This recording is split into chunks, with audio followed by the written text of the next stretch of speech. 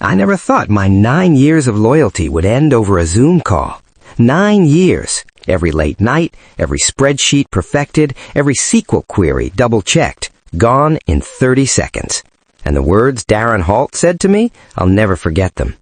"We found someone better for your position. Today's your last day." I stared at the screen, my heart racing, my fingers frozen on the mouse. The man who had belittled me for years, the man who took credit for my work, who micromanaged every damn report, delivered this like it was nothing. But what made it worse? He accidentally CC'd the CFO on an internal justification email. He didn't even realize it. And in that small, careless mistake, I smelled my chance. I never yelled, never stormed out, never cried, but this is how I made my toxic boss regret everything. It started small, barely noticeable. Darren sent out an email that changed everything. All team reports must now be submitted in the new proprietary dashboard format by 5 p.m. daily. Simple, right? Except the new dashboard software was buggy, counterintuitive, and incompatible with the macros I had spent years perfecting in Excel. I spent 3 nights converting past reports, recalculating pivot tables, rewriting formulas, and formatting every cell to match the new requirements. Every Monday morning, I would drop my reports into the dashboard only to get the same response. "I don't have time to deal with your fancy charts. Just give me the old tables, quickly." Every single day. The tiny satisfaction I felt at finally mastering the new system evaporated instantly. I'd spend hours on the dashboard, only to be told to ignore it entirely. The office layout made it worse. My desk was directly across from Darren's glass-walled office. I could see him pacing, coffee in hand, phone in the other, glaring at the screens like a hawk waiting to swoop. Every glance from him felt like a punch in the gut. It was micromanagement, but subtle. He didn't just ignore my work, he manipulated the rules to keep me constantly frustrated. Then came the meeting that pushed me closer to the edge, a quarterly executive presentation. Our team had uncovered a revenue leak in Q2, $250,000 missed opportunities, all traced to a misconfigured client billing protocol.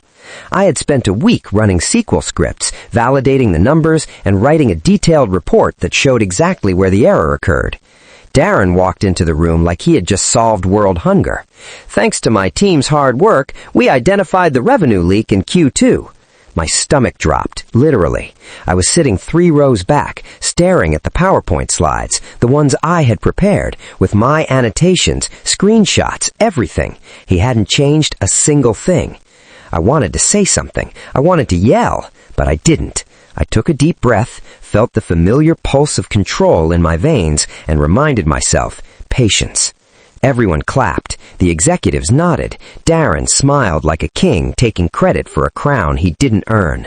I sat there, furious but composed, mentally noting every step, every email, every timestamp. It was petty, but at that moment I realized just how much power he had, and just how much he had underestimated me. And then it happened. I got a Zoom invite with no context. The subject line read, "Final discussion, position update." My heart sank. 9 years of hard work, of late nights debugging SQL scripts, of perfecting dashboards that Darren didn't even use, all gone. The call started. Darren was seated in his usual spot, leaning back, smirk plastered across his face. "We found someone better for your position. Today's your last day." I froze. Then my inbox pinged, a note from Darren meant to justify the firing to HR, but CC'd the CFO by mistake. I saw it immediately. My pulse quickened. The note contained blatant lies, false claims on missed deadlines, poor collaboration, and fabricated errors that never existed. And just like that, my rage turned into calculation. 9 years of emails, reports, SQL scripts, dashboard exports, and meticulous internal audit logs flashed through my mind. Every timestamp, every documented deliverable, every performance review, I had saved it all. Every moment Darren tried to rewrite history, I had an unalterable record proving otherwise. For the first time in months, I smiled, not because he had fired me, but because he had just handed me the key to destroy him without even realizing it. I spent the next day reviewing my archives. My internal monologue went something like this. Page 42 of the handbook, terminations must include documented performance reviews signed by HR and the department head. He skipped that. He can't fire me properly. I opened the Excel folder I kept for all audit trails, SQL queries, report exports, emails, every single one neatly time-stamped for 9 years. Every credit stolen and every micromanaged humiliation was documented. I pulled up the executive calendar, CFO open door Tuesdays. I could go over Darren's head. I could follow policy to the letter and make him look like the fool he was. I wasn't going to yell. I wasn't going to storm out. I was going to execute precisely, professionally, and ruthlessly. I knew what Darren didn't. Malicious compliance wasn't about rage. It was about precision, about leveraging every policy, every clause, every procedural loophole against someone who thought they were untouchable. I sat at my desk, drafting the formal review escalation packet. It would include all emails proving misattributed work, every SQL query, every report, every dashboard screenshot. Falsified performance claims from Darren, clearly contradicted by actual deliverables. Overlooked 9-year performance evaluations, signed and archived. And I would send it to the CFO. Not a complaint, not an angry email, just a perfectly professional, policy-compliant escalation. I looked around the office. Every detail mattered.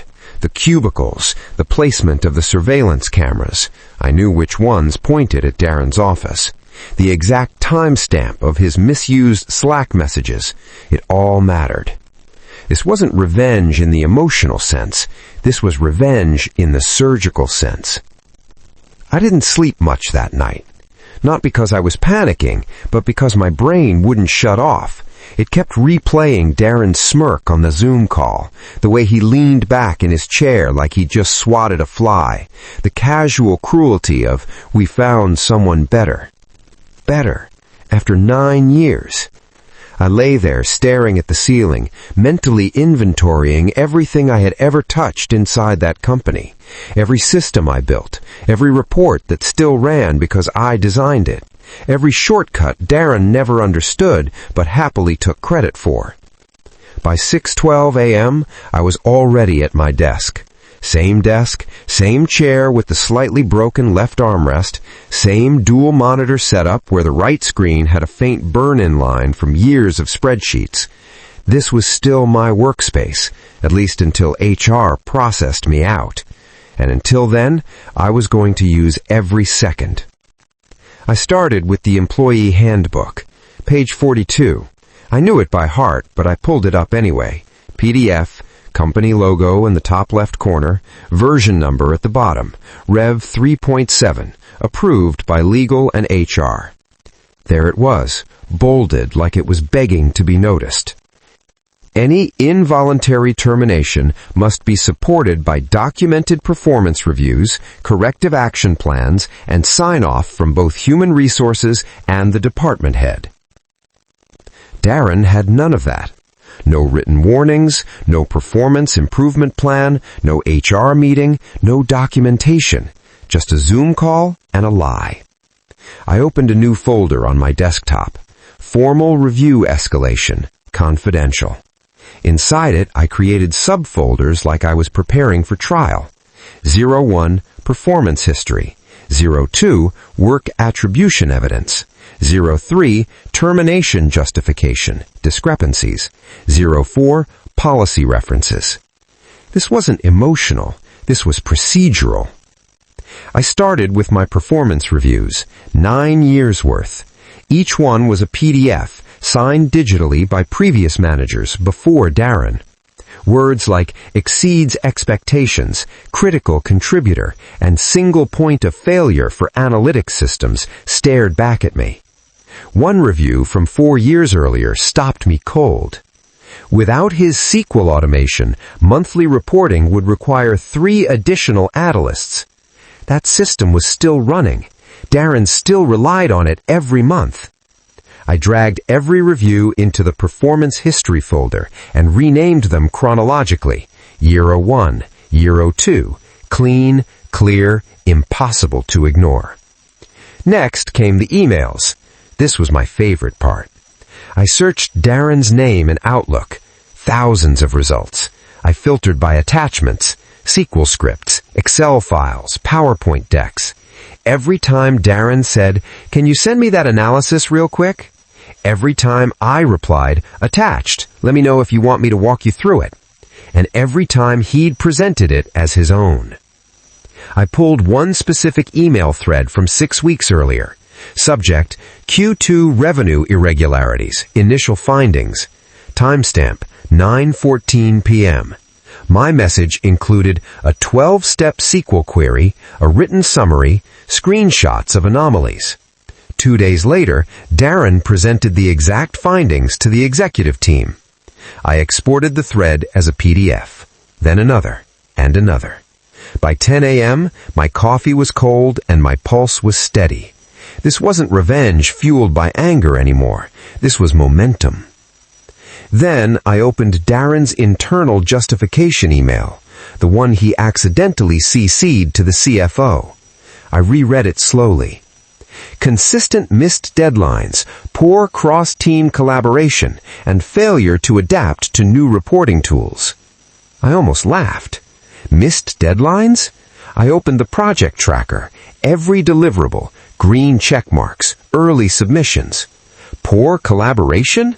I pulled Slack logs where I trained the new junior analyst Darren favored, the one I suspected he wanted to replace me with. Failure to adapt? I attached screenshots of the proprietary dashboard Darren forced us to use, along with emails where he told me to stop using it. Contradictions stacked on contradictions. I highlighted each false claim in yellow and linked it directly to evidence that disproved it. I didn't editorialize, I didn't accuse. I let the facts speak. By noon, I had everything. I leaned back in my chair and stared at the glass wall of Darren's office. He wasn't there. Probably at lunch. Probably congratulating himself. For a brief moment, I wondered if I should just walk away, take the severance, update my resume, let it go. But then I thought about the junior analysts watching this happen. I thought about the culture Darren was poisoning, and I thought about the sheer arrogance it took to erase 9 years of work with a sentence. I opened a new email. Recipient, CFO, direct. Subject line, formal review escalation, involuntary termination policy. Neutral, professional, impossible to dismiss. In the body, I wrote exactly 3 paragraphs. No emotion, no accusations, just policy language. I attached the packet. Then I hit send. The call came the next morning. Private number. I answered. "Hi, this is Mark," the voice said. "CFO here. Do you have a moment?" My stomach tightened, but my voice didn't waver. "Of course." There was a pause, papers shuffling. "I've reviewed your escalation," he said, "and I have questions." That was all he needed to say. He asked me to come in Tuesday morning, his open door day. I walked into the office like I still belonged there, because I did. The CFO's office was quiet, floor-to-ceiling windows, minimalist desk, no clutter, just authority. Darren was already there, standing, not sitting. That alone told me everything. His face was pale, his jaw tight. His eyes flicked to me for half a second, then away. The CFO gestured to a chair. "Have a seat." He turned to Darren first. "Darren," he said calmly, "can you explain why none of this," he tapped the packet, "exists in HR's records?" Silence. Then Darren stammered. I handled it directly." The CFO's voice hardened. "That's not how policy works." He flipped to page 42. "Do you recognize this clause?" Darren swallowed. "Yes." "Then why did you ignore it?" I watched Darren unravel in real time. He tried to deflect. He blamed restructuring. He blamed urgency. Then the CFO opened the email attachments, one by one. Emails, timestamps, SQL scripts. He looked up. "You claimed he missed deadlines." He turned the screen. "These show early delivery." Darren's mouth opened, closed. You claimed poor collaboration. More evidence. You claimed failure to adapt. The dashboard screenshots. Each lie collapsing under its own weight. Finally, the CFO leaned back. Darren, he said quietly, this isn't just a policy violation. This is misrepresentation. Darren's shoulders slumped. That's when he knew. Effective immediately, you are placed on administrative leave pending investigation, the CFO said. Darren looked at me then, not angry, afraid. Security escorted him out. I stayed seated. The CFO turned to me. I owe you an apology and a correction. A week later, Darren was gone. Official reason? Violation of termination procedures and falsification of performance records. I was reinstated, promoted to lead analyst, bonus approved. The junior analysts stopped avoiding eye contact, and one afternoon I watched Darren pack up his desk. No smirk, no swagger, just a box. I didn't say a word. I didn't have to. I remember the moment I sat back at my desk after Darren left for the last time. The office smelled like freshly brewed coffee and faint carpet cleaner. Fluorescent lights hummed softly overhead. My monitors were exactly how I'd left them. Dashboards still running, emails still open, 9 years of work still humming under my fingertips, still mine. It wasn't about the promotion. It wasn't about the bonus. It was about validation. Every late night, every SQL query I wrote, every painstaking report I perfected, it mattered. And for the first time in a long time, the company saw it, really saw it. Word got around quickly. The junior analysts, those quiet, nervous faces I had seen week after week, started speaking up. They didn't whisper anymore. They asked questions, suggested improvements, and started taking pride in their work. It was small, almost imperceptible, but I knew. Darren was toxic. His arrogance had kept them in constant anxiety. Removing him wasn't just personal revenge. It cleared a path for the team. And the emails didn't stop coming. From colleagues I barely knew. From former clients. From team members I'd mentored. Words like kudos, finally, and well-deserved filled my inbox. I didn't gloat. I didn't write a single note of triumph to Darren. I didn't post anything online. Instead, I opened my SQL database and ran a query I had been working on months ago, one that would optimize client reporting across 3 divisions. Darren tried to erase me, tried to invalidate me, tried to replace 9 years of expertise with someone better.